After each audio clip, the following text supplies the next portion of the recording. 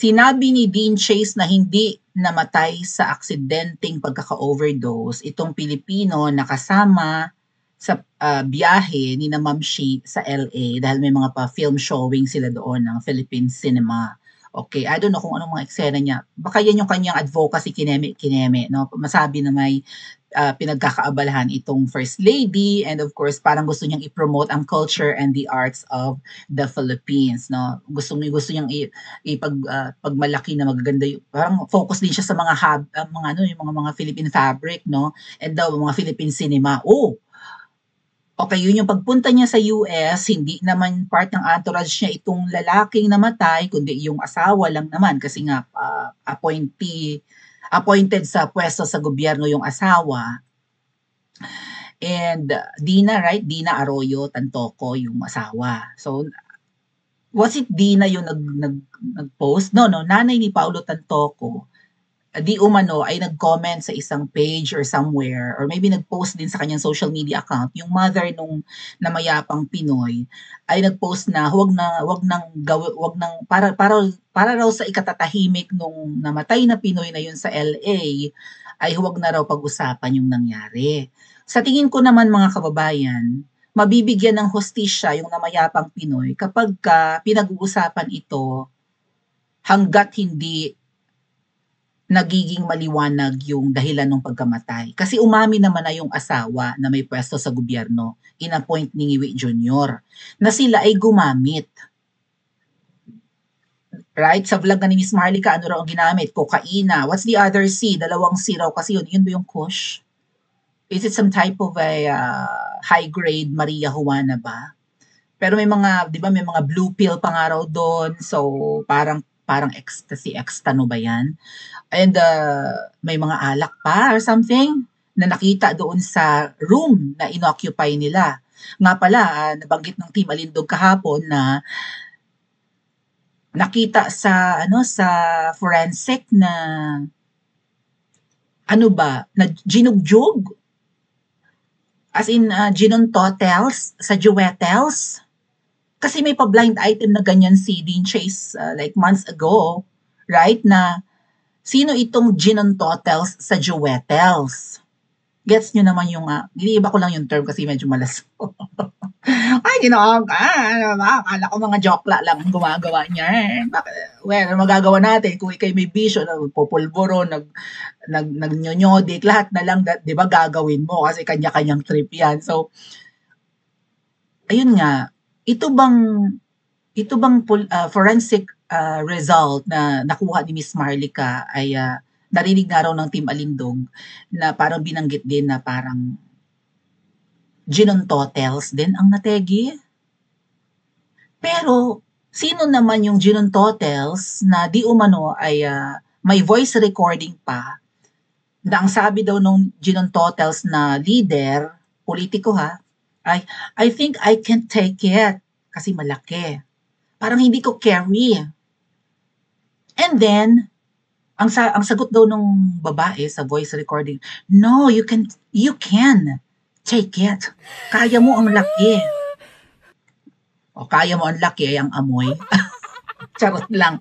I think hindi ito between sa nategi at saka doon sa world leader. Maybe baka they hired an escort, right? Maybe an American, or maybe a people of color. Baka may, 'di ba? Baka may callboy silang pinapunta at ginugjog. Kasi iba yung chika, mga kababayan, na yung isang world leader o isang namumuno sa isang kaharian ay chinukchok at binulungan pa na may audio na captured, right, na ay, parang hindi ko yata kaya. Parang Jessa Saragosa ang datingan mga ating, parang di ko yata kaya na maging isang kalabasan. Iba yung chika na yon sa, I think, sa hawak ni Miss Marlica na forensic report na, or result na, baka may ganong nangyari. Kahiya-hiya pong talaga. Pero anyway, kung may bisyo kang ganyan, hindi naman nakakahiya yan pa. Makakapal naman ang mukha ng mga nyodik, hindi ba? So, paanong aksidente nga mga kababayan? Like, nasubsob siya doon sa bag of kokaina and nasinghot, naparami ang singhot? Or intentional na pinagamit siya ng marami? Right? Baka in-overdose. So, puntahan ko lang yung post ni Dean Chase mga ate at kuya. Kasi, well, dati ang sabi ng mga double agents, winarla ni Chupanga to, di ba, si Dean Chase? Na hinihingi, parang attitude pa nung humingi si Chupanga na, akin na yung copy mo ng police report and whatnot ng mga sinasabi ni Maharlika dyan na may namatay na Pinoy. Parang demanding, parang may authority ang poke ng ina. Attitude, right? Kaya, ilisnab ni Dean Chase, ito, parang gano'n, di ba? Itong mga alpotera na ito or itong mga ibang nagkukunwaring mga Duterte supporters, akala mo may otoridad sila or may karapatan sila sa binayaran ko at pinaghirapan kong hinging, di ba, report tungkol sa pagkamatay ng Pinoy. Bad trips Dean Chase, right? Tapos tinatawag pa ni Nalibag, I think nung, sino ba yon yung tinatawag ni Miss Maharlikang Bugaw?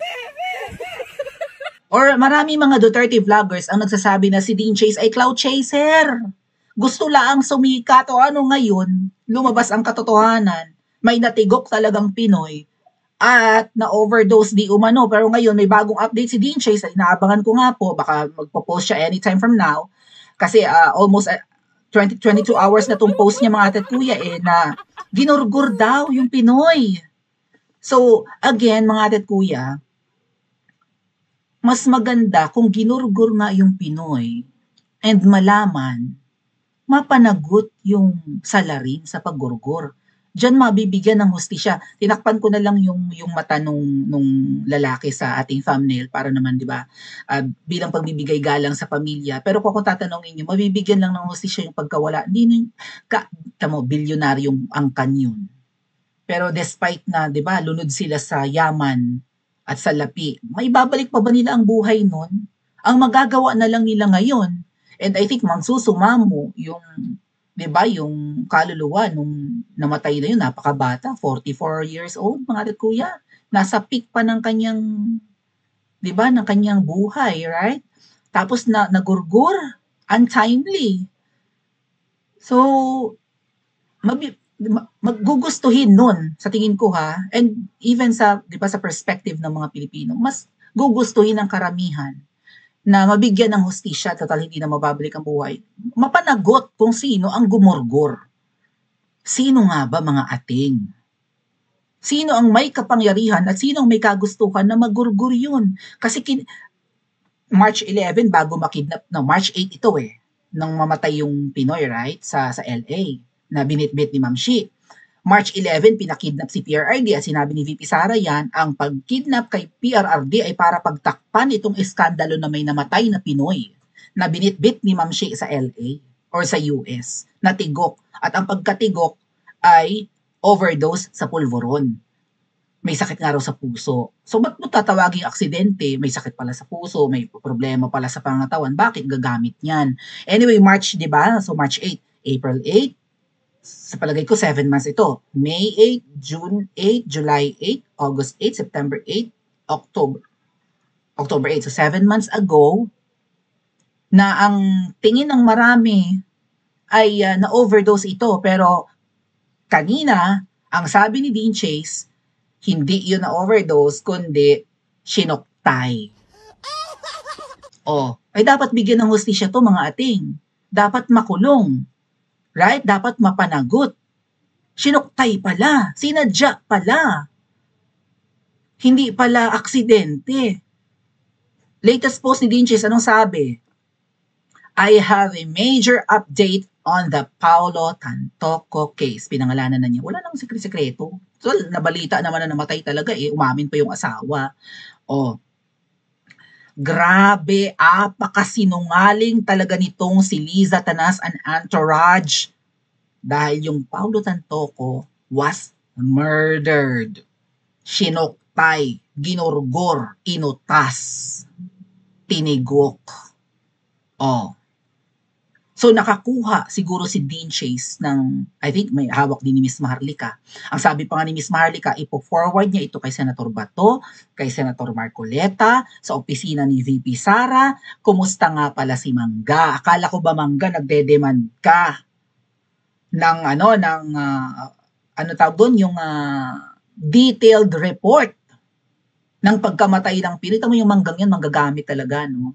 After na manalo, wala na, petics na. Kasi nga, lumaki sa layaw, mga ate kuya. Di ba? Born with a silver platter or whatever, stolen platter, whatever. Lumaki namang marangya yung Mangga. So, for sure, di ba, may attitude rin yan. Ako, mga ate kuya, kaya ako medyo, kaya ako nababasa si Mangga. Panganay rin ako eh. I was the firstborn. And I guess, si Mangga ang firstborn, at least sa I don't know kung kanino. Bahala ka siya. Kasi may iba pang mga ate at kuya mga yan. Nabalitaan niyo yung sa Australia, yung nagwala sa loob ng aeroplano. O anak din yun nung tatay ni Nangiwi. Feeling ko mas matanda yun kina Mangga. Anyway, at least sa anak ni, kung anak man, sa anak ni Imelda, panganay si Mangga. Iba yung, kasi parang ganun, di ba yun? Binibigyan natin or binibigyan ng mga magulang ng authority ang panganay para asikasuhin ang mga kapatid, disiplinahin ang mga kapatid with their absence. So kung wala yung mga magulang, bantayan mo kapatid mo, pakainin mo, pag naglikot, paluin mo, disiplinahin mo kung ayaw mong paluin or kung hindi, huwag mo naman pakapaluin. Well, sa panahon ngayon, bawal mamalo yata. Ano ba yun? Dati naman, lumilipad yun. Diba?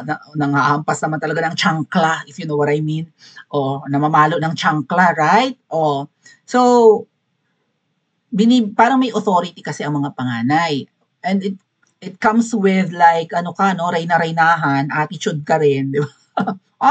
Panganay ako, sumunod kayo sa akin, ha? Pag inutusan ko kayo maghugas ng pinggan, maghugas kayo ng pinggan, something to that effect, right? So, ako kasi nung lumaki,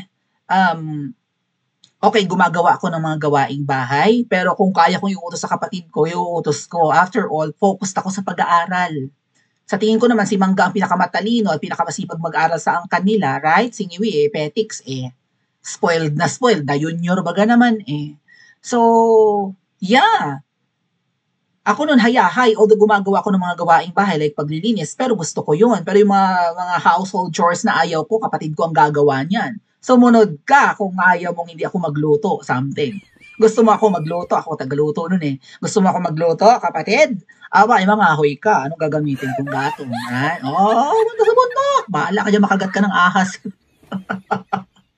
Gusto mo magluto ako ng umakyat ka ng nyog, magagata tayo ng something. Yung kapatid ko muntik ng malaglag sa puno ng nyog. Anyway, happy birthday para sa kapatid ko kung mapapanood ito. Advance happy birthday. Pareho sila ng month ng mama ko. So that's gonna be tomorrow. Hindi nga lang yata nagso-social media ang kapatid ko. Hello sa kapatid ko dyan sa Bisaya. Advance happy birthday. Okay. Yun. So yun nga, petics na si Mangga, right? I think nangako siya na hindi siya titigil hanggat hindi niya nabibigyan ng hustisya ang pagkakakulong ni Tatay Digong. Wala na siyang follow-up sa investigation niya. Nagbida-bida bago mag-eleksyon. Panahon ng kampanyahan, nagpa-hearing. Tama? O 5 yung tinarget niya, di ba? Sila Canilao, si Boying Remulla, si John Vic Remulla, si Marbil, si Torre, right? Target niya yung 5, di ba? Kinasuhan pang araw. Ano na ang update? Sino ba ang boss ng 5 yan? Di ba si Ngiwi? Pilit ni Manggang sinasalba ang kapatid. So, hilaw ang Mangga na ito. Hilaw ang pagmamahal nito sa mga Duterte. Hilaw ang pakikipagkaibigan kay VP Sara. At kahit sabihin pa niya na parang tatay ang turing niya kay PRRD, for sure pipiliin niya ang kapatid niya over PRRD. Kaya niya pinapangalanan si Ngiwi as most guilty sa pagpapakidnap kay Tatay Digong. Nagdemand si Mangga nung napabalita tong Paulo Tantoco case. Nagdemand siya ng detailed report ng palasyo. Ano na ang update? Nagbigay ba ang palasyo sa kanya? Kung hindi nagbigay, bakit hindi niya kinukulit? O ba't hindi rin siya nag-iimbestiga? Kung siya ang chair ng foreign relations, chairman ng whatever that is. Wala nang update, right? Budol. And now, nagsasalita, well, Mangga, sana pressure ka pag naglabas si Dean Chase ng proof na ito pala'y inutas. Ano kaya ang dahilan, mga kababayan, kung inutas nga si Paulo Tantoco? Ano kaya ang motibo? Pa-comment po sa comment section at mag-like and subscribe din po kayo.